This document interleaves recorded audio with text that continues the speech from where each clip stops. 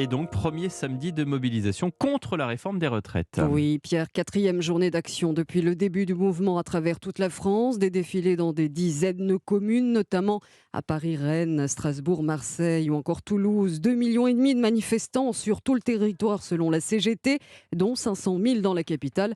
Le ministère de l'Intérieur parle, lui, de 963 000 personnes en France, dont 93 000 rien qu'à Paris. Wilfried de Villers, bonsoir. Bonsoir. Alors, vous avez suivi pour Europe 1 le cortège parisien. Vous êtes en direct de la place de la Nation. La manifestation est en train de se terminer, Wilfried. Oui, les derniers manifestants sont en train d'être délogés, évacués de la place de la Nation par les forces de l'ordre. Alors cet après-midi, le boulevard Voltaire entre République et Nation était noir de monde pour cette première mobilisation un week-end, un samedi. Claire est venue en famille. C'est la deuxième fois qu'elle descend dans la rue pour protester contre la réforme des retraites. Je vais être clairement impactée par cette réforme et je pense que si on ne se bat pas maintenant, ça va devenir de pire en pire. Et ça sera plus 64, ça sera plus 67, ça sera plus 70 et il n'y aura plus de retraite, quoi. Donc je pense qu'il faut qu'on se mobilise.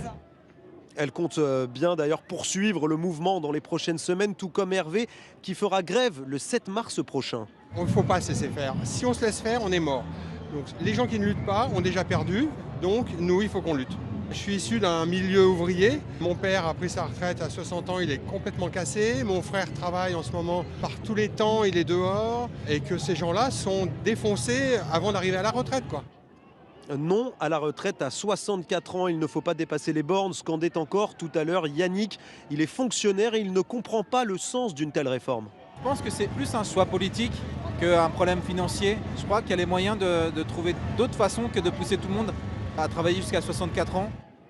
Voilà, les syndicats ont annoncé une autre journée de mobilisation jeudi prochain et un mouvement de grève générale à partir du 7 mars. Merci Wilfried de Villers.